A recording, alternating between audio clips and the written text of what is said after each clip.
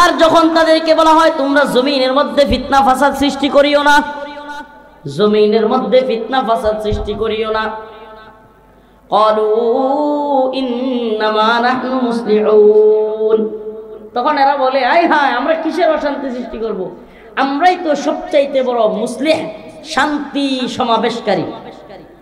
নাউজুবিল্লাহ। যখন এদেরকে বলা হয় তোমরা জমিনে কি করিও না, এতক্ষণ পর্যন্ত ঈমানের দাবিদার কিন্তু আড়ালে ঈমানদার না এমন ব্যক্তিদের পরিচয় আমি বর্ণনা করতেছি। কাদের? যারা প্রকাশ্যে বলে ওমিনান নাস মাইয়াকুলু আমান্না বিল্লাহ ওয়া বিল ইয়াউমিল আখির, আমরা আল্লাহ এবং আখিরাতের উপর বিশ্বাস রাখি, ওমা হুম বিমুমিনিন, কিন্তু প্রকৃতপক্ষে তাদের অন্তরে ঈমান নাই। এই দলের সাথে পরিচয় করায়া দিচ্ছি আমি। আল্লাহ বলতেছেন ওয়া ইযা কিলা লাহুম লা তুফসিদু ফিল আরদ, তোমরা জমিনের মধ্যে ফিতনা ফাসাদ সৃষ্টি করিও না, তারা বলে ক্বালু ইন্নামা নাহনু মুসলিহুন, আল্লাহ আপনি কি কর, আমরাই তো সবচাইতে বড় শান্তি সমাবেশকারী, আমরা রড নিয়া, বাঁশ নিয়া, বইটা নিয়া, হেলমেট নিয়া, রামদা নিয়া, অস্ত্র নিয়া শান্তি সমাবেশ করি। এর চাইতে বড় শান্তি কামিয়াবি, শান্তি সমাবেশ আরো কি ভালো হইতে পারে? হেলমেট, রড, বাঁশ, রামদা, পিস্তল এগুলো নিয়ে কি সমাবেশ? ভুলে গেছেন আপনারা? আল্লাহ পাক বলেন ক্বালু ইন্নামা নাহনু মুসলিহুন আলা ইন্নাহুম হুমুল মুফসিদুন, আল্লাহ বলেন এরা কোনো শান্তি সমাবেশকারী নয়, বরং এরাই হলো প্রকৃতপক্ষে সবচাইতে বড় ফিতনা এবং ফাসাদ সৃষ্টিকারী। আসসালামু আলাইকুম ওয়া রাহমাতুল্লাহি ওয়া বারাকাতুহু। ইন্নাল হামদালিল্লাহ নাহমাদুহু ওয়া নাস্তাঈনুহু ওয়া নাস্তাগফিরুহু ওয়া নু'মিনু বিহি ওয়া নাতাওয়াক্কালু আলাইহি ওয়া না'উযু বিল্লাহি মিন শুরুরি আনফুসিনা ওয়া মিন সাইয়্যাতি আ'মালিনা। من يهده الله فلا مضل له ومن يضلل فلا هادي له، ونشهد أن لا إله إلا الله وحده لا شريك له. أما بعد فأعوذ بالله من الشيطان الرجيم.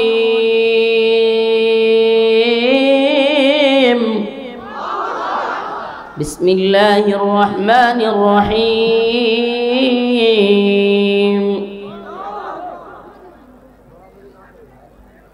قد أفلح المؤمنون الذين هم في صلاتهم خاشعون والذين هم عن اللغو معرضون والذين هم للزكاة فاعلون والذين هم لفروجهم حافظون إلا على أزواجهم أو ما ملكت أيمانهم فإنهم غير ملومين. فمن ابتغى وراء ذلك فأولئك هم العادون. صدق الله مولانا العظيم وصدق رسوله النبي الكريم ونحن على ذلك من الشاهدين والشاكرين والحمد لله رب العالمين. সকলে একটু দুরূদ শরীফ পড়ি। আল্লাহুম্মা সাল্লি আলা محمد وعلى آل محمد كما صليت على إبراهيم وعلى آل إبراهيم إنك حميد مجيد. اللهم بارك على محمد وعلى آل محمد كما باركت على إبراهيم وعلى آل إبراهيم إنك حميد مجيد. হাফেজ ছাত্রদের সম্মানী পাগড়ি প্রদান উপলক্ষে শৈলান আল মদিনা ও হাফিজিয়া কওমি মাদ্রাসা লিল্লাহ বোর্ডিং ও এতিমখানার উদ্যোগে আয়োজিত আজকের এই তাফসীরুল কোরআন মাহফিলের সম্মানিত সভাপতি, সম্মানিত উলামায়ে কেরাম, মুরব্বিয়ান আযম, প্রিয় যুবক ভাইরা, স্নেহের ছোট ভাইরা, পর্দানিশীন শ্রদ্ধেয় মা ও বোনেরা, আল্লাহ রাব্বুল আলামিনের দরবারে অসংখ্য অগণিত শুকরিয়া যে মহান রব্বুল আলামিন আপনাকে আমাকে কোরআন সুন্নাহ থেকে কিছু কথা বলবার এবং শুনবার তৌফিক দান করেছেন। সেজন্য অন্তরের অন্তঃস্থল থেকে কালিমাতুশ শুকর আদায় করে স্বতঃস্ফূর্ত আওয়াজ করে বলি আলহামদুলিল্লাহ। আরো জোরে আওয়াজ করে বলি আলহামদুলিল্লাহ। প্রিয় উপস্থিতি, যেহেতু এটা একটা মাদ্রাসা এবং লিল্লাহ বোর্ডিং আছে, সেহেতু আপনাদের সকলের প্রতি আর্জি থাকবে যে ব্যাগগুলো নিয়ে ছাত্ররা গিয়েছে এগুলোতে আপনারা কিছু কিছু টাকা দিয়ে শরীক হন ইনশাআল্লাহ। আমি আমার আলোচনার দিকে যাব, ছেলেগুলো আসলেই একটু আপনারা দ্রুত ব্যাগগুলো দিয়ে এতে মঞ্চে পাঠিয়ে দেন। ব্যাগগুলো দ্রুত আপনারা দ্রুত শেষ করেন বিষয়টা। সকলেই আবার একটু দ্রুত শরীফ পড়ি, আল্লাহুম্মা সাল্লি আলা মুহাম্মাদ ওয়া আলা আলি মুহাম্মাদ কামা সাল্লাইতা আলা ইব্রাহিম ওয়া আলা আলি ইব্রাহিম ইন্নাকা হামিদুম মাজিদ। আল্লাহুম্মা বারিক আলা মুহাম্মাদ ওয়া আলা আলি মুহাম্মাদ কামা বারাকতা আলা ইব্রাহিম وعلى آل إبراهيم إنك حميد مجيد। আমি আপনাদের সামনে সূরাতুল মুমিনুনের কয়েকটা আয়াত তিলাওয়াত করেছি। দয়া করে কেউ কথা বলবেন না। এই আপনারা এত মানুষ একসাথে কথা বললে হবে না তো, শেষ করেন।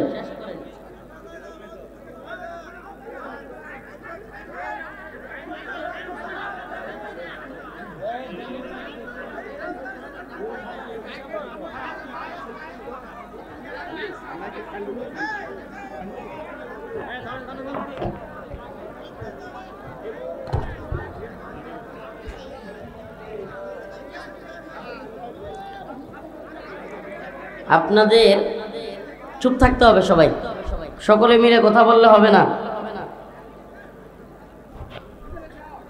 একবার কিন্তু দিনাজপুর থেকে কষ্ট পেয়ে গেছি, সকলে মিলে কথা বলবেন না প্লিজ, চুপ থাকেন। এই যে ভলান্টিয়ার ভাই, এই যে ভলান্টিয়ার, প্রোগ্রামে রাগ করা যাবে না, মানুষকে বুঝাইতে হবে, না বুঝাইতে বললে চুপ থাকতে হবে। দাঁড়ায় আছে, দাঁড়ায় থাক, কথা বলিয়েন না আপনি। এই যে থাক, দরকার নেই, আপনিও দাঁড়ায় থাকেন, যারা দাঁড়ায় আছে দাঁড়াইয়ে থাকেন।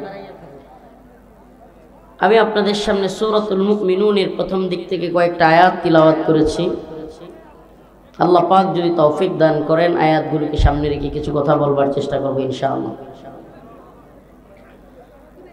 قد أفلح المؤمنون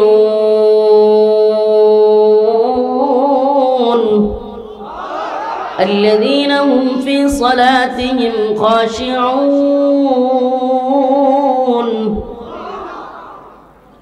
আল্লাহ রাব্বুল আলামিন বলেন, অবশ্যই মুমিনরা সফল হয়েছে। মুমিনরা সফল হয়েছে কারা? মুমিন। আমরা মুমিন তো নাকি? আল্লাহ বলতেছেন যে মুমিনরা সফল হয়েছে। আমরা মুমিন। ومن الناس من يقول آمنا بالله وباليوم الآخر وما هم بمؤمنين।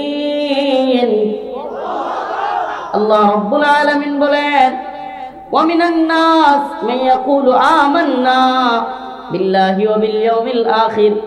মানুষের মধ্যে এমন অনেকেই আছে যারা কিনা সবার সামনে বলে আমি হলাম ঈমানদার। من يقول آمنا بالله وباليوم الآخر, আমি আল্লাহ এবং আখিরাতের উপর বিশ্বাস এনেছি। وما هم بمؤمنين।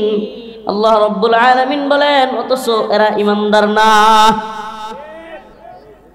আল্লাহ বলতেছে মানুষের সামনে অনেকে ঈমানদারের পরিচয় দেয়, অনেকে তাহাজ্জুদের গল্প বলে, অনেকে কোরআন তিলাওয়াতের গল্প বলে, তাহাজ্জুদের গল্প শোনায়, আবার আলেমদেরকে গ্রেফতার করে, আছে না নাই? আল্লাহ বলেন ওয়ামা হুম বিমুমিনিন,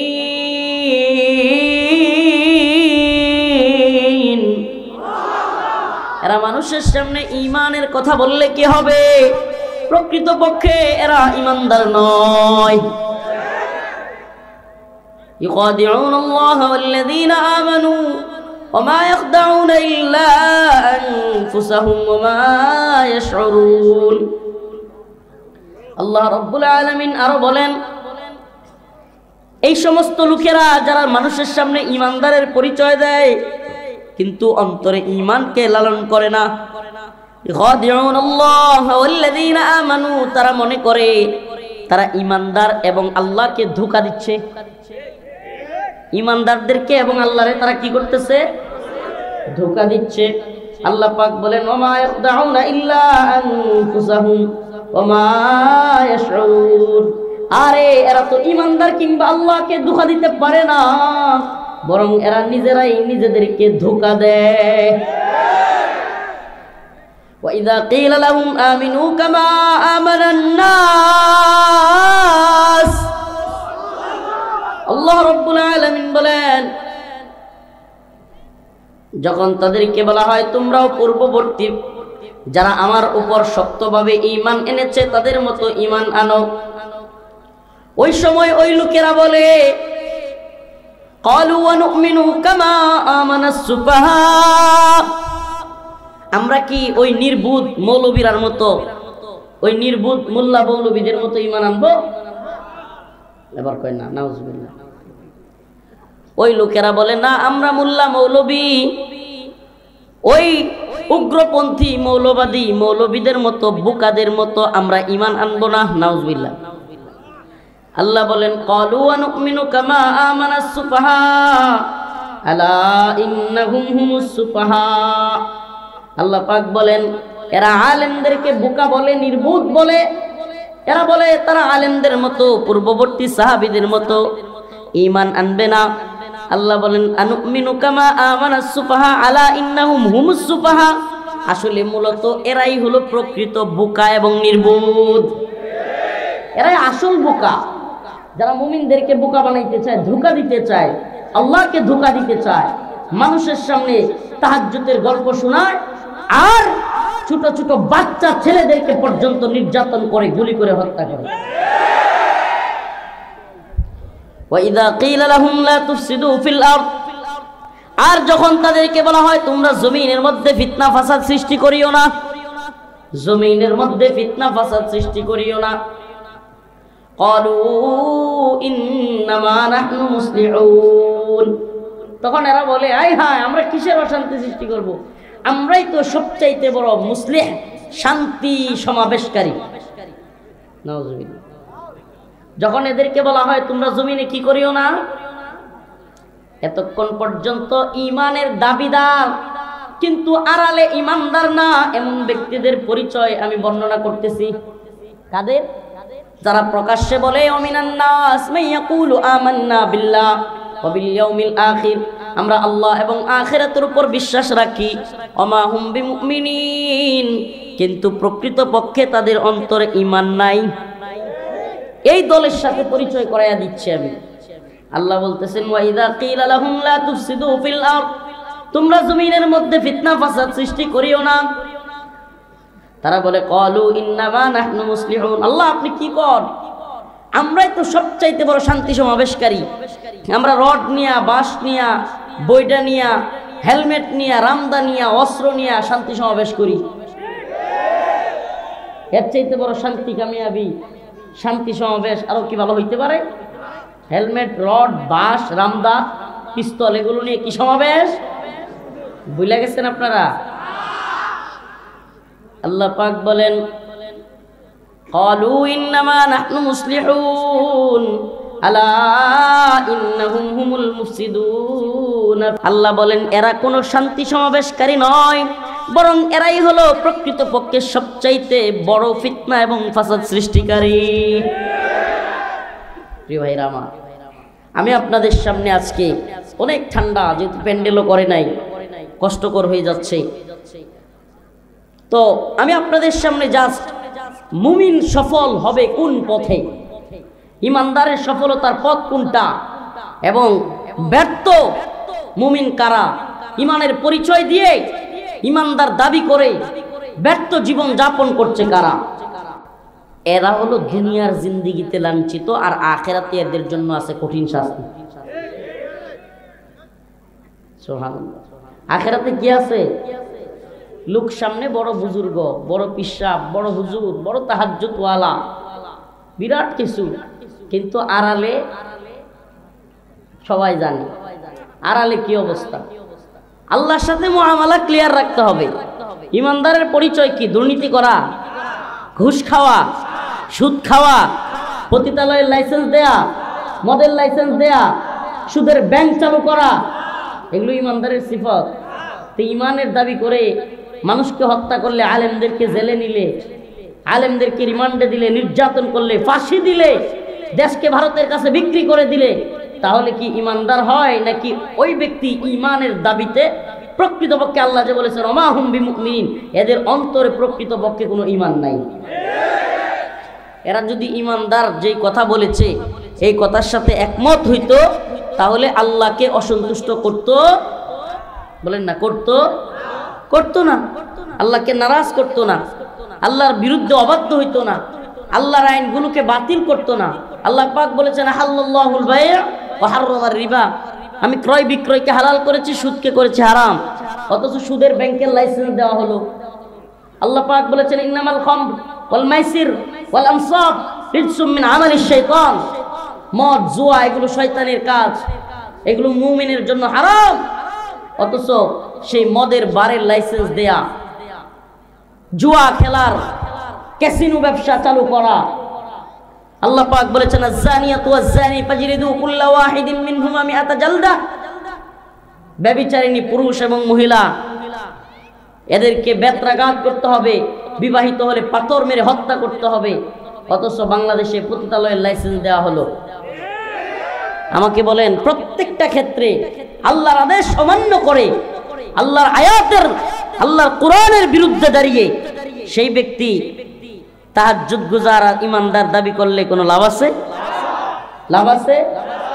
তাইলে সফল মুমিন সুদ খাবে, ঘুষ, দুর্নীতি, চাঁদাবাজি, টেন্ডারবাজি, অন্যের উপর জুলুম করবে? তাইলে সফল মুমিন যে ব্যক্তি, তার কাজ কি? সফল মুমিনদের কাজ কি? সুবহানাল্লাহি ওয়া বিহামদিহি। আল্লাহ পাক বলেন ক্বাদ আফলাহাল মুমিনুন, মুমিনরা সফল হয়েছে, আল্লাযীনা হুম ফি সালাতিহিম খাশিউন, ওই মুমিনরাই সফল যারা খুশু খুজুর সাথে নামাজ পড়ে। এই ঠান্ডার মধ্যে, আরে মাগরিবের নামাজের সময় দেখলাম যে কি ঠান্ডা পানি, রাস্তায় এক জায়গায় দাঁড়িয়ে নামাজ পড়লাম, বগুড়া পার হইয়া। এই অবস্থায় ফজরের কম্বলটা ফেলে দিয়া নামাজের জন্য যাওয়া কত কঠিন না? ফজরের কম্বলটা ফেলে দিয়া এই ঠান্ডা পানি দিয়া ওযু করে নামাজটা পড়া, এটা কি সহজ? সুবহানাল্লাহ। এটা কথা বলি, এটা মনে রাখবেন। আল্লাহ পাক ফজরের নামাজটাকে এমন ভাবে দিবেন, সুবহানাল্লাহ, যেটা মুমিনের জন্য কঠিন না, মুনাফিকের জন্য সহজ না। আমি মনে হয় বুঝাইতে পারি নাই। আল্লাহ পাক এমন কিছু করেন নাই, ফজরের নামাজটাকে এমন সময়ে দেন নাই যেটা মুমিন পারবেই না, আবার এমন সহজও করেন নাই যেটা মুনাফিকও করতে পারবে। সুবহানাল্লাহ। ফজরের নামাজ মুসলমান এবং মুমিন এবং মুনাফিকের পার্থক্যকারী। সুবহানাল্লাহ। আজকে থেকে নিজেকে প্রশ্ন করবেন, ফজর হলো মুমিন এবং নিফাকের মধ্যে কি? ফজর যেমনি ভাবে রাত থেকে দিনকে আলাদা করে দেয়, তেমনি মুনাফিক থেকে মুমিনকে আলাদা করে দেয়। সুবহানাল্লাহ। ফজর কি করে? রাত থেকে যেমন দিনকে আলাদা করে দেয়, তেমনি ভাবে মুমিন থেকে মুনাফিকদেরকে আলাদা করে দেয়। আল্লাহ পাক এই কথাটা নোট করবেন প্রয়োজনে। আল্লাহ পাক ফজরকে এমন সময় দেন নাই যেটা মুমিন করতেই পারবে না, আবার এত সহজ করেন নাই যে 8-9টাই হইলে তো সহজ হয়ে যেত। 8-9টাই হইলে লৌকিকতার জন্য নামাজ পড়া যেত, কি কর তাইলে এত রাত্রে কম্বল টম্বল ফেলায় রে ক্যা, আরে ঘুমটাই তো ফজরের সময় ধরে, কারণ কি মূল ঘুমের সময়টাই তো ফজরের সময়। শয়তান এসে হাত পা টিপে দেয়, আরে এত মজার ঘুম হয়, যারা জীবনে নাক দেখে না এরাও ফজরের সময় নাক দেখে, ওরে আরামের ঘুম। পরীক্ষা তো এটাই রে ভাই, এটাই তো পরীক্ষা। আবারও বলতেছি, এই কথাটা প্রয়োজনে নোট করবেন। ফজর আল্লাহ পাক এমন সময় দিয়েছেন যে ফজরকে দিয়ে আল্লাহ পাক রাত থেকে দিনকে যেমন আলাদা করেন, মুমিন থেকেও মুনাফিকদেরকে আলাদা করেন। এবং ফজর আরেকটা বিষয়, সেটা হলো ফজর এমন অবস্থা আল্লাহ ফজরকে দেন নাই, এমন গভীর রাতে দেন নাই। আচ্ছা যদি 3টাই হইতো, মুমিনের জন্য কষ্ট হইতো কি হইতো না? আল্লাহ পাক এশা এবং ফজরকে এতটুকু দূরত্বে রাখছেন যে মুমিন পারবে, মুনাফিক, সুবহানাল্লাহ, মুনাফিকের জন্য এত সহজ করেন নাই, আবার মুমিনের জন্য এত কঠিন। সুবহানাল্লাহ বলেন। قد أفلح المؤمنون الذين هم في صلاتهم خاشعون। আল্লাহ পাক বলেন সফল মুমিন তো তারা, সফল মুমিন 1 লাখ টাকার চাকরি করনেওয়ালারা, দিনাজপুর শহরে বাড়ি করনেওয়ালা, দিনাজপুর শহরের সবচাইতে বড় গাড়ির মালিক, সবচাইতে দামি গাড়ির মালিক, এরা সফল। আল্লাহ কোরআনে কি এটা বলছে? আল্লাহ পাক বলছে যে দিনাজপুরের সবচাইতে বেশি জমি যার, এই এলাকার নাম কি? শৈলান। শৈলানে যার 100 কাঠা জমি আছে সে ব্যক্তি সবচেয়ে বড় সফল। কোরআন এটা বলছে। 100 কাঠা জমি তো জমির জায়গায় থাকবে, লক্ষ টাকার চাকরি তো চাকরির জায়গায় থাকবে, কোটি টাকার বাড়ি তো বাড়ির জায়গায় থাকবে, সুন্দরী বউ বউয়ের জায়গায় থাকবে। কুল্লু নাফসিন যায়িকাতুল মাউত, কিন্তু মৃত্যু তোমাকে সবকিছু থেকে আলাদা করে দিবে। আকসিরু যিকরা হাযিমিল লাযযাতিল মাউত, অধিক পরিমাণে ওই মৃত্যুকে স্মরণ করো যা তোমাদের সমস্ত স্বাদকে নষ্ট করে দিবে। পৃথিবীর সমস্ত স্বাদ নষ্ট করে দিবে কি? মৃত্যু। ওই মৃত্যুকে বেশি বেশি করে স্মরণ করো। ও ভাই, এতক্ষণ পর্যন্ত যে কথাগুলো বললাম, এরা হলো ব্যর্থ, সুদ খানেওয়ালা ব্যর্থ, ঘুষ খানেওয়ালা ব্যর্থ, জিনা করনেওয়ালা ব্যর্থ, আল্লাহর অবাধ্যচারী, দুনিয়া এবং আখিরাত বরবাদ। ঠিক কি ঠিক না? তাইলে একজন সফল মুমিন কি এই কাজগুলো করবে? বলেন না করবে? সুদ খাবে, ঘুষ খাবে, দুর্নীতি করবে, চুরি করবে, জিনা করবে, হ্যাঁ, অন্যের ক্ষেতের আইল কেটে নিবে, অন্যের উপর জুলুম করবে, মিথ্যা মামলা দিবে। প্রিয় ভাইরা আমার, বন্ধুগণ আমার, এগুলো করবে না। সফল মুমিনের সিফাত হলো আল্লাযীনা হুম ফি সালাতিহিম খাশিউন। সফল মুমিন ফজরের নামাজের সময় কম্বল আর ঠান্ডা তাকে আটকাই রাখতে পারবে না। ফজরের নামাজের সময় সে কম্বলটা ফেলে দিয়ে আল্লাহর দিকে রওনা হবে। ও যুবতী, যুবতী মেয়েদের মা এবং বাবারা, আমাদের বোনদের জন্য যারা পাত্র খুঁজতেছেন, আমি প্রায় সময়ই বলে থাকি, ফেসবুক পোস্টেও বলেছিলাম, যদি কোনো বাবা কোনো মা তার মেয়ের জন্য ভালো পাত্র খুঁজে, যে তার মেয়ের কোনো হক নষ্ট করবে না এমন জামাই খুঁজে, তাহলে সে যেন লক্ষ টাকার চাকরিওয়ালা, বাড়িওয়ালা, গাড়িওয়ালা, উচ্চ বংশ মর্যাদা, এই সেই দুনিয়াদারি না দেখে ফজরের নামাজের সময় ফজরের প্রথম কাতারে গিয়ে ওই যুবকটাকে খুঁজে, যেই যুবক এই ঠান্ডা কনকনে শীতের মধ্যেও ওযু করে তার রব্বে কাবাকে সিজদা করবার জন্য প্রথম কাতারে গিয়ে দাঁড়াইছে। ও বাবা মা, মনে রাখবা, যে যুবক ছেলেটা তার আল্লাহর হক আদায় করতে ফজরের ঠান্ডা পানিকে উপেক্ষা করে কম্বল ফেলে দিয়ে মসজিদে গিয়ে মাওলা পাকের হক আদায় করেছে, সেই যুবক কখনোই তোমার মেয়ের হক নষ্ট করবে না, হক নষ্ট করবে না সে। সুবহানাল্লাহ। প্রিয় ভাইয়েরা আমার, বন্ধুগণ আমার, লক্ষ টাকার চাকরি পেয়ে, কোটি টাকার বাড়ি করে, গাড়ি করে, সুন্দর স্ত্রীকে বিয়ে করে, এলাকায় 100 কাঠা জমি রেখে কিংবা বড় একটা দিনাজপুরে জায়গা রেখে নিজেকে সফল ভাবতে পারেন, কিন্তু আল্লাহ বলেন না না না না না, এগুলো তোমার সফলতা না। ফামান যুহজিহা আনিন নার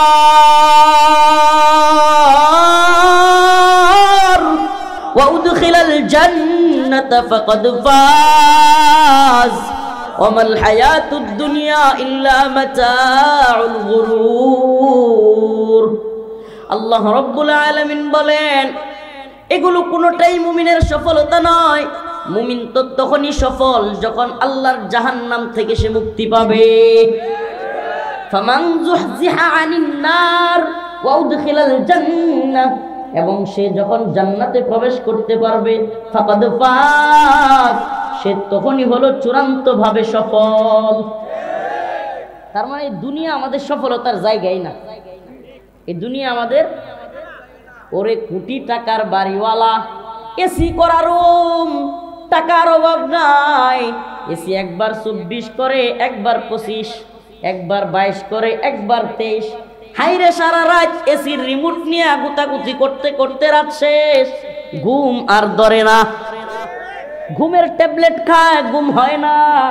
এমন অনেক বড় লোক আমরা সচক্ষে দেখেছি। লক্ষ টাকা দিয়ে খাট কিনতে পারবা, কোটি টাকা দিয়ে সুন্দর আলিশান বাড়ি করতে পারবা, কিন্তু ঘুম কিনতে পারবা না। ঘুম কিনতে পারবা না। লক্ষ টাকা দিয়ে খাট কিনা যাবে, এসি করা, কোটি টাকার বাড়ি করা যাবে, কিন্তু ঘুম কিনা যাবে। চিকিৎসক প্রয়োজনে 5-6টা কিনে রাখতে পারবেন, কিন্তু সুস্থতা কিনতে পারবেন না ভাই। এজন্য ওই আল্লাহকে স্মরণ করুন যে আল্লাহ আপনাকে সব কিছু দিতে পারে। ওই আল্লাহর দিকে আসুন। ফাফিরু ইলাল্লাহ। আমার আপনার মালিক হাতছানি দিয়ে ডাকতেছে, আয় আয় আয় বান্দা, আমার দিকে আয়, আমার দিকে ফিরে আয়। দুনিয়ার কাউকে তোর ভয় পাওয়ার দরকার নাই। আলা ইন্না আউলিয়া আল্লাহ লা খাউফুন আলাইহিম ওয়ালা হুম ইয়াহজানুন। যারা আল্লাহকে ভয় করে, দুনিয়ার কাউকে ভয় পাওয়ার দরকার তাদের নাই। আমি আমার কথা বলি, আজকেও আমার দেশ পত্রিকায়, আমার দেশ সম্পাদক মাহমুদুর রহমান, তাকে ধন্যবাদ জানাই, আজকেও সাক্ষাৎকার দিয়ে আসলাম ঢাকায় আমার দেশ পত্রিকায়। অনেক কিছু জিজ্ঞেস করলো, কারাগারে কেমন ছিলাম, কিরকম নির্যাতন করেছে, হয়তো আজকে কালকে আপনারা পাবেন। তো আমার দেশ পত্রিকায় গিয়ে কথা বলে আসলাম। আসলে আল্লাহকে যারা ভয় করবে, এদের দুনিয়ার কাউকে ভয় করবার দরকার নেই। আজকে একটা ঘটনা আজকে ইয়া দিতে গিয়ে মনে পড়ে গেল, আল্লাহ মাফ করুক, আস্তাগফিরুল্লাহ ওয়া আতুবু ইলাইহি। যেহেতু আরো 1-2 জায়গায় বলেই ফেলছি, আপনাদেরকেও বলি। গাজীপুর জেলা কারাগারে ছিলাম 2 দিন। প্রথম কারাগারে ঢোকার পরেই ওখানে আমি একটা স্বপ্ন দেখি। শেখুল হাদিস ইবনে শেখুল হাদিস আল্লামা মামুনুল হক দামাত বারকাতুহুমকে আমি বলেছিলাম স্বপ্নটা। এই যেহেতু আল্লাহ পাককে যারা ভয় করে তাদের ভয় নাই, এই কথাটা বলেই ফেলছি, মনে পড়ে গেছে, আপনাদেরকে বলি। স্বপ্নে দেখলাম আমি কাশ্মীরে আছি, পৃথিবীর ভূস্বর্গ যেটাকে বলা হয়, বিধ্বস্ত চৌচির ভূস্বর্গ কাশ্মীর, তিলে তিলে জ্বলে পুড়ে হলো ছাই, প্রতিবেশী বাংলায় কোথাও আজ কি হয়, রুখে দাঁড়াবার মতো কেউ নাই, কেউ নাই, জিহাদে যাবার মতো কেউ নাই। বিধ্বস্ত চৌচির ভূস্বর্গ কাশ্মীর, তিলে তিলে জ্বলে পুড়ে হলো ছাই। প্রতিবেশী বাংলায় কোথাও আজ কি হয়, রুখে দাঁড়াবার মতো কেউ নাই, কেউ নাই, জিহাদে যাবার মতো কেউ নাই।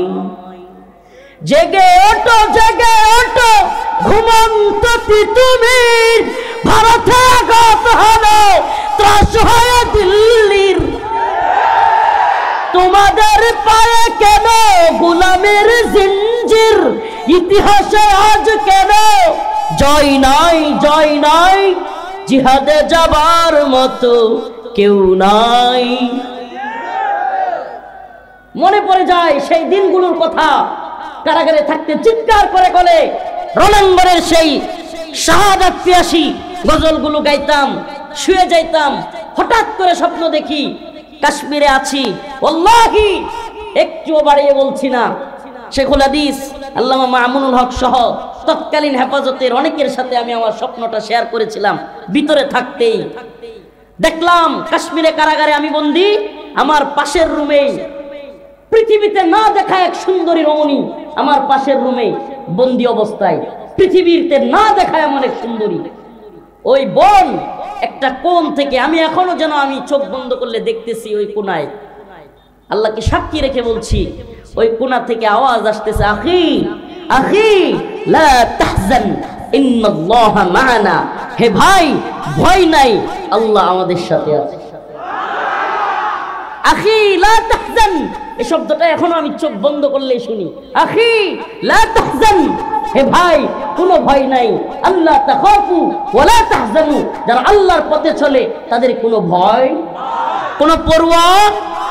আজকে দিনাজপুর দখল করবার হুমকি দেয় ভারত, চাঁপাইনবাবগঞ্জ দখল করবার হুমকি দেয়, ভারতীয় সীমান্তে বাংলাদেশের মানুষদের উপর আক্রমণ করবার চেষ্টা করে। এরা মনে করে আমরা ছোট্ট দেশ, আমাদের লোক কম, সেনাবাহিনী কম, বিজিবি কম, তাই বলে এদের গোলামি করব। আমরা বলি তোরা যদি এভাবে হুমকি ধমকি দিতে থাকিস, আল্লাহু আকবারের ধ্বনি দিয়ে সমস্ত ভারতকে মুহাম্মদ বিন কাসিমের মতো, সুলতান মাহমুদ গজনবীর মতো দিল্লির মসজিদে আমরা কালেমার পতাকা উড়ব, তাদের বিরুদ্ধে আমরা দাঁত ভাঙা জবাব দিব ইনশাআল্লাহ।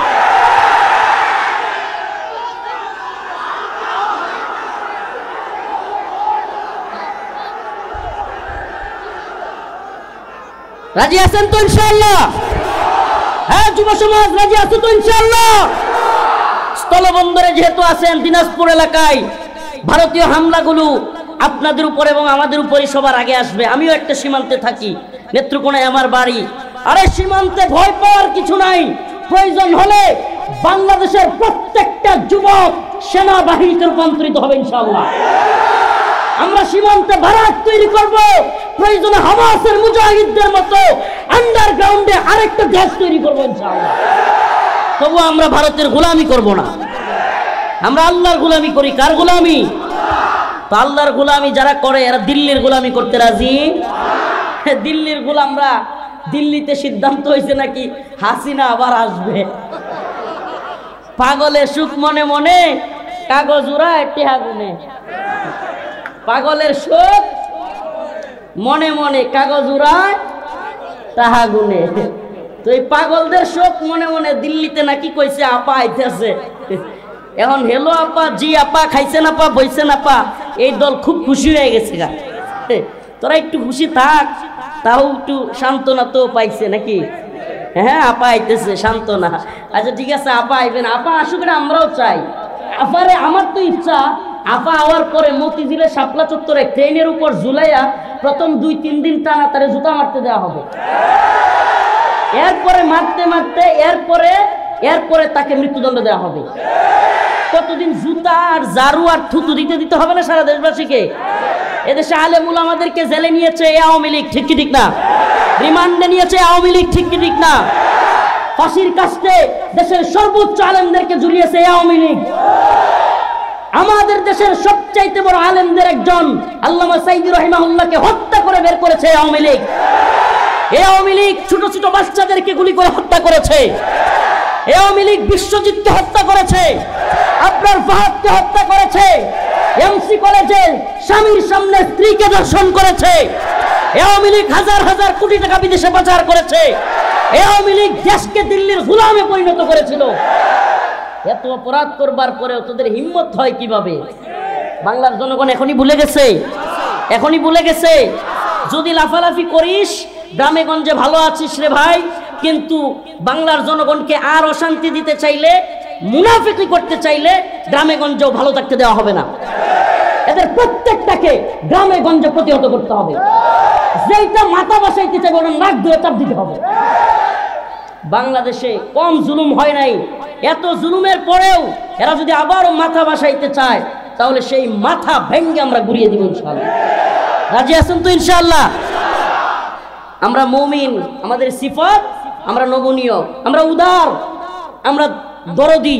কিন্তু যদি কেউ আমাদের ভূখণ্ডের উপর, আমাদের দ্বীনের উপর, ইমানের উপর আঘাত করতে চায়, আর ওই ভারতের কেউ যদি রাজাকারি করে, এরা অন্যদেরকে রাজাকার বলতো, দেখবেন ভারত যদি আল্লাহ না করুক হামলা করেই এই আওয়ামী লীগ, ছাত্রলীগ, যুবলীগ হবে সবচেয়ে বড় রাজাকার। ভারত যদি বাংলাদেশে হামলা করে তাহলে সবার আগে রাজাকারগিরি করবে কে?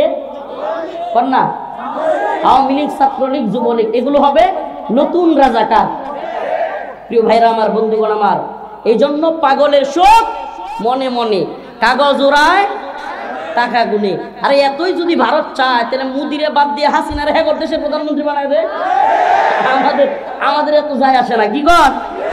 এত যায় আসে না। আমরা অবৈধ সম্পর্ক, ওই যে একটা মুমিনা ছিল না, নাম কি, আব্দুল, পররাষ্ট্রমন্ত্রী ছিল, আমি আব্দুল শয়তান বলি এটাকে, আব্দুল শয়তান। এই আব্দুল শয়তান বলেছিল, মুমিন আল্লাহর একটা সিফাতি নাম, এর মুমিন বলা ঠিক না, ওর নাম হইব আব্দুল শয়তান। এই আব্দুল শয়তান বলেছিল আমাদের স্বামী স্ত্রীর সম্পর্ক, বলছিল না, বলে নাই?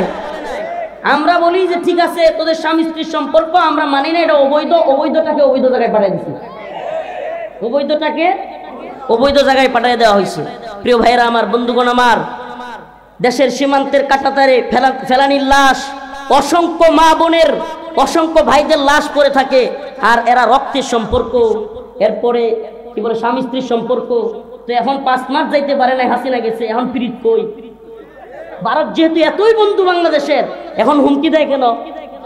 এখন দেশ দখল করবার চেষ্টা করে কেন? এখন বিভিন্ন সীমান্তের কাঁটাতারের ভিতরে এসে গুলি করে কেন? বোমা মারে কেন? বলেন না, এত বন্ধুত্ব, এত পিরিত। পিরিত বলতে কিছু নাই। গোলামি হাসিনা করছে, এই আওয়ামী লীগ করছে, খুশি ছিল। এখন যখন দেখছে বাংলার জনগণ তাদের গোলামি করবে না, এখন তো ওই যে কয় না যে গোলামি যেহেতু করবি না তাইলে তোরা শিক্ষা দিয়ে দিবি। তোরা কি শিক্ষা দিবি? মুহাম্মদ বিন কাসিমের ছোট্ট কাফেলা আসছিল, তোদের বাপ দাদারা দৌড়ে পালানোর পথ পায় নাই। অতএব মুহাম্মদ বিন কাসিমের উত্তরসূরিরা মরে যায় নাই। আমি আমার সন্তানের নাম রাখছি মুহাম্মদ বিন রফিক, মুহাম্মদ বিন কাসিমের নামে নামে, মানে মুহাম্মদ বিন রফিক। ইনশাআল্লাহ সুম্মা ইনশাআল্লাহ আমরা পরাজিত ছিলাম না, পরাজিত থাকবো না, ইনশাআল্লাহ আমরা বিজয়ী হব। রাজি আছেন তো ইনশাআল্লাহ? বিজয়ের তামান্না দিয়ে গেলাম, এটা রাসূলের ঘোষণা। রাসূল বলেছেন ইসাবাতান মিন উম্মতি আহরাজাহুম আল্লাহু মিনান নার, ইসাবাতুন তাগজুল হিন্দা ওয়া ইসাবাতু মা ঈসা ইবনে মারইয়াম। আমার উম্মতের একটা দল গজওয়াতুল হিন্দে অংশ নিবে, আর যারা গজওয়াতুল হিন্দে অংশ নিবে আমি তাদেরকে জাহান্নামের আগুন থেকে মুক্তি দিয়ে দেব। আল্লাহ পাক জাহান্নামের আগুন থেকে মুক্তির ঘোষণা দিয়েছেন। গজওয়াতুল হিন্দ হবে, এটা রাসূলের কথা। কোন নবীর কথা? যার 2 ঠোঁটের মাঝখান দিয়া জীবনে কোনোদিন মিথ্যা বলেনি। সুবহানাল্লাহ। রাসূল সাল্লাল্লাহু আলাইহি সাল্লামকে আরবের মুশরিকরা পর্যন্ত পাগল বলতো, জাদুকর বলতো, গণক বলতো, কিন্তু কখনো মিথ্যাবাদী বলেনি। সুবহানাল্লাহ। তাইলে সেই রাসূল বলেছেন ইসাবাতানি মিন উম্মতি আহরাজাহুমুল্লাহু মিনান নার, ইসাবাতুন তাগজুল হিন্দা ওয়া ইসাবাতু মা ঈসা ইবনে মারইয়াম। 2টা দলকে আল্লাহ পাক জাহান্নামের আগুন থেকে মুক্তিপ্রাপ্ত ঘোষণা দিয়েছেন। একটা দল ঈসা ইবনে মারইয়ামের সাথে যুদ্ধ করবে, আর একটা দল গজওয়াতুল হিন্দে শরীক হবে। সুবহানাল্লাহ। শুধু এইটাই না, রাসূল সাল্লাল্লাহু আলাইহি সাল্লাম বলেছেন শেষ জামানায় আমার উম্মতের যেই দলটা গজওয়াতুল হিন্দে হিন্দুত্ববাদীদের বিরুদ্ধে যুদ্ধ করবে সেই দলটা বিজয়ী হবে, দিল্লির ক্ষমতার মসনদে কালেমার পতাকা উড়াবে, দিল্লির বড় বড় হিন্দুত্ববাদী তাগুতি ব্রাহ্মণ্যবাদী নেতাদেরকে কল্লায় ধরে টেনে হিচড়ে বাইতুল মাকদিসের দিকে নিয়ে যাবে, যেখানে ঈসা আলাইহিস সালাম অপেক্ষা করবে। সুবহানাল্লাহ। আমরা বিজয়ী, আমরা কি? সুবহানাল্লাহ। আমরা হয়তো বিজয়ী হব, নাইলে শহীদ হব। কথা বলেন না, আমরা হয়তো বিজয়ী হব, নাইলে। কথা বুঝতেছেন?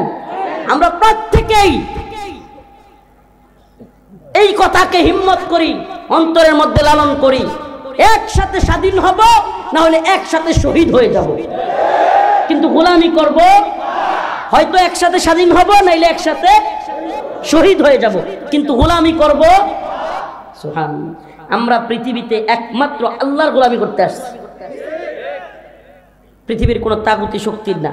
Super power India, super power America, super power Russia, super power চীন, ওরে এত সুপার পাওয়ার দেখছি না। মায়ের খেলে সুপার পাওয়ার কই যায়? আফগানে মায়ের খেয়ে আমেরিকা কই নাকে খত দিয়া বাপ ডেকে হারছে, ভাগছে, সাইরা দেমা কেন্দাবাসী। তো সুপার পাওয়ার কই গেল? সুপার পাওয়ার সির্ফ আল্লাহ, লা ইলাহা ইল্লাল্লাহ। সুপার পাওয়ার সির্ফ আল্লাহ, লা ইলাহা। আল্লাহর উপরে সুপার পাওয়ার আছে। এগুলো হলো মিডিয়ার মায়াজাল, মিডিয়ার মায়াজাল। এই আছে, সেই আছে, পরমাণু আছে, অ্যাটম বোম আছে, উড়ায় ফেলবে, ঘুরায় ফেলবে। তো আফগান থেকে নাকি খত দিয়ে বাপ ডেকে বিদায় নিছি কে? রাশিয়া ইউক্রেনে গিয়া আটকা পড়ছি কে? হ্যাঁ কন্যা, কোন সুপার পাওয়ার? আপনি কি মনে করছেন ভারত, যেই ভারত 55 বছরে কোনোদিন বাদ ছাড়ে নাই, সেই বাদ বন্যার ছেড়ে দিয়ে মানুষকে ভাসায় নিতেছে, দেশ দখল করবার হুমকি দিতেছে। যদি সত্যি সত্যি এত মোটা হয়ে যেত গা, হামলা করে বসতো না কোন দিন? তারাও বুঝে যে আমি যে বাংলাদেশে হামলা করবো, চতুর্দিকে আমারে হামলা করবার জন্য আছে। এত সহজ না। ভূরাজনৈতিক প্রেক্ষাপট খুবই নাজুক। ভারতের অভ্যন্তরীণ কুন্দলই তো মোদি আটকাইতে পারতেছে না। হ্যাঁ, আর hey, পাগলের সুখ মনে মনে, কাগজ ওরা একটা হাগুনে, তখন নেত্রীর ক্ষমতায় বসায় দিব। তো ভারত তো ক্ষমতায় ছিল, মোদিও ছিল, হাসিনা ক্ষমতায় ছিল, পুলিশ তার পাশে ছিল, র্যাব ছিল, সব ছিল। তো হাসিনা গণভবনে 40 মিনিট থাকতে পারে নাই কেন? তখন কি ছিল না? ক্ষমতায় থাকতে 40 মিনিট থাকতে পারে নাই, আর ক্ষমতায় নাই এখন না। আর 40 মিনিট অপেক্ষা করলে হাসিনা থাকতো ছাত্রদের নোকের চিপায়, নোকের চিপায়। মানে অনেক ছাত্র বলতো আমাদের লোকে হাসিনা নাই, কারণ এতগুলো ডুববে একসাথে পাইতো না। তো নোয়াখালীতে কয় টুকায় হাওয়া যাইতো না। নোয়াখালী ওয়ালারা বলতো কি টুকায় হাওয়া যায় না। তো এর টুকায় হাওয়া যাইতো না, কারণ এত পরিমাণে ছাত্র ডুবতো। এগুলো এই বাকওয়াস, এই ধরনের গুজব ছড়িয়ে মানুষের মধ্যে এক ধরনের জুমজাল তৈরি করে, সিম্পেতে আদায় করবার চায়। আমরা বলি তোরা যদি ভালো হয়ে যাস, মানুষ হয়ে যা, আওয়ামী লীগ থাকিস না, মানুষ হয়ে যা। যদি মানুষ হয়ে যাস আমাদের কোনো সমস্যা নাই। কিন্তু আওয়ামী লীগ থাইকা, আওয়ামী লীগের সাফাই গায়া, এদেশের হাজার হাজার আলেমকে কষ্ট দিয়া, হাজার হাজার ছাত্রদেরকে হত্যা করিয়া, এদেশের টাকা পয়সা পাচার করে দেশটাকে ভারতের গোলামে পরিণত করে, সব খারাপ কাজের সাক্ষী হইয়া এই দলের পক্ষে সাফাই গাইলে আমাদের সহ্য হয় না। ঠিক কি ঠিক না? এই জালেমদের থেকে শিক্ষা নিতে হবে। প্রিয় ভাইরা আমার, যে আয়াত কারিমা তিলাওয়াত করলাম, ভিন্ন দিকে আলোচনা চলে গেছে। এই জালেমদের থেকে শিক্ষা নিতে হবে। এই জুলুম অন্য কেউ যেন করতে না পারে। রাজি আছেন ইনশাআল্লাহ? সাবধান, নতুন করে কেউ জুলুম করবার, চাঁদাবাজি, টেন্ডারবাজি করবার চিন্তাও করিয়েন না, দুঃসাহস করিয়েন না। যে দেশের জনগণ আওয়ামী লীগকে লাথি দিয়ে বিদায় করতে পারছে, নতুন চাঁদাবাজি, টেন্ডারবাজি, দুর্নীতি করলে তাগরেও কিন্তু শায়েস্তা করতে পারবে। এটা একটা হুঁশিয়ারি। সাবধান, কেউ জনগণের উপর, মুসলমানদের উপর নির্যাতন, নিপীড়ন করবার চেষ্টা করবেন। এগুলো মুমিনের কাজ, মুমিনের সিফাত। এতক্ষণ আলোচনা করেছিলাম কি কি কাজগুলো করা যাবে না। টেন্ডারবাজি, চাঁদাবাজি, দুর্নীতি, সুদ, ঘুষ, মদ, জিনা, ব্যভিচার, অন্যের উপর জুলুম করা, অন্যের লাইল কেটে নেওয়া, এই যা যা বললাম এগুলো করা যাবে। এবার আসেন একজন মুমিন সফল হইতে হলে কি কি করতে হবে। আল্লাহ পাক কি বলেন? قد أفلح المؤمنون الذين هم في صلاتهم خاشعون। আল্লাহ পাক বলেন সফল মুমিনের সবচাইতে প্রথম কাজ, উত্তম কাজ, সফল মুমিনদের সিফাত হলো তারা খুশু খুজুর সাথে নামাজ পড়ে। কিসের সাথে? ওই যে প্রথম আলোচনায় চলে গেলাম, কি করে? রাইসুল মুফাসসিরিন আব্দুল্লাহ ইবনে আব্বাস বলেন, খুশু খুজুর সাথে নামাজের মানে হলো একাগ্র চিত্তে বিনয়ের সাথে একমাত্র আল্লাহকে রাজি খুশি করবার জন্য, আল্লাহকেই রাজি খুশি করবার জন্য বিনয়ের সাথে আল্লাহর প্রতি তাওয়াজু হয়ে একাগ্র চিত্তে যে নামাজ পড়া হয় সেটা কি খুশু খুজুর সাথে নামাজ পড়ে। আমরা একাগ্র চিত্তে নামাজ পড়বো তো ইনশাআল্লাহ। ওয়াল্লাযীনা হুম লিয-যাকাতি ফাঈলুন, আল্লাহ পাক বলেন সফল মুমিনরা যাকাত আদায় করে। ওয়াল্লাযীনা হুম আনিল লাগবি মুরিদুন, সফল মুমিনরা কোনো ফাহেশা কাজে, অনর্থক কাজে, শিরিকের কাজে, বিদআতের কাজে, যাত্রা ফাত্রা কাজে জড়ায় না। ওয়াল্লাযীনা হুম লিফুরুজিহিম হাফিযুন, আল্লাহ পাক বলেন সফল মুমিনরা নিজেদের লজ্জাস্থানকে হেফাজত করে। সুবহানাল্লাহ। সফল মুমিনরা কি করে? লজ্জাস্থানকে। আখেরি কথা, শেষ দিকে চলে এসেছে আলোচনার। আল্লাহ রাসূল সাল্লাল্লাহু আলাইহি সাল্লাম বলেন, আমাকে যদি কোনো ব্যক্তি দুইটা জিনিসের গ্যারান্টি দেয়, কয়টা বলেন না, কয়টা? দুইটা জিনিসের গ্যারান্টি রাসূলকে যদি কেউ দেয়, রাসূল বলেন আমি তাকে জান্নাতের গ্যারান্টি দিব। সুবহানাল্লাহ বলেন না? রাসূল সাল্লাল্লাহু আলাইহি সাল্লাম বলেন আমাকে যদি কেউ দুইটা জিনিসের গ্যারান্টি দেয়, আমি তাকে জান্নাতের গ্যারান্টি দিব। কি কি? রাসূল বলেন, এক নাম্বার এই যে জিহ্বা, এই জবান, এটার গ্যারান্টি যদি কেউ দেয় যে সে গীবত করবে না, শিকায়াত করবে না, গালিগালাজ করবে না, পরনিন্দা করবে না, তাইলে, এবং যদি কেউ লজ্জাস্থানকে হেফাজত করার গ্যারান্টি আল্লাহ রসুলকে দেয়, আল্লাহ রসুল বলেন আমি তাকে জান্নাতের গ্যারান্টি দিব। তো লজ্জাস্থানকে কিভাবে হেফাজত করব? ইল্লা আলা আজওয়াজিহিম, আল্লাহ পাক বলেন লজ্জাস্থানকে হেফাজতের মাধ্যম হলো বৈধ পন্থায় স্ত্রী গ্রহণ করা। বৈধ পন্থায়, বৈধ পন্থায় স্ত্রী গ্রহণ করা, এটা হলো মুমিনের লজ্জাস্থানকে হেফাজত করার মাধ্যম। আল্লাহ পাক বলেন ফানকিহু মা তাবা লাকুম মিনান নিসা মাসনা ওয়া সুলাসা ওয়া রুবা, যে তোমরা মেয়েদের থেকে যাদেরকে পছন্দ হয়, মহিলাদের থেকে বিয়ে করো, দুইটা, তিনটা, চারটা। ওয়াইন খিফতুম, যদি তোমরা ভয় করো যে ইনসাফ করতে পারবা না, আল্লাহ তাআদিলু, ইনসাফ করতে পারবা না, ফাওয়াহিদাতুন, তাইলে একটাই নিয়ে সন্তুষ্ট থাকো। প্রিয় ভাইরা আমার, বন্ধুগণ আমার, আখেরি কথা, আমরা আল্লাহর জন্য আল্লাহ পাক যা যা বলেছেন মুমিনের সিফাতগুলো এবং যা যা করতে নিষেধ করেছেন সেগুলো অক্ষরে অক্ষরে পালন করবো তো ইনশাআল্লাহ।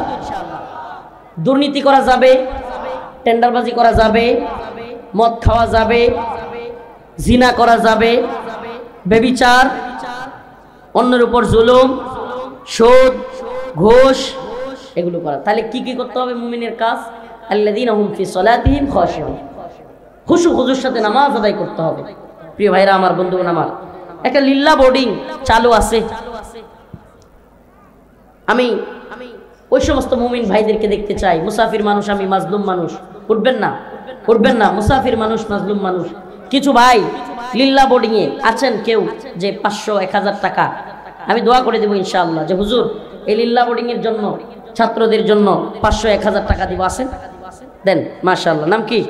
আসেন, যারা দিবেন হাতে দিয়ে যান।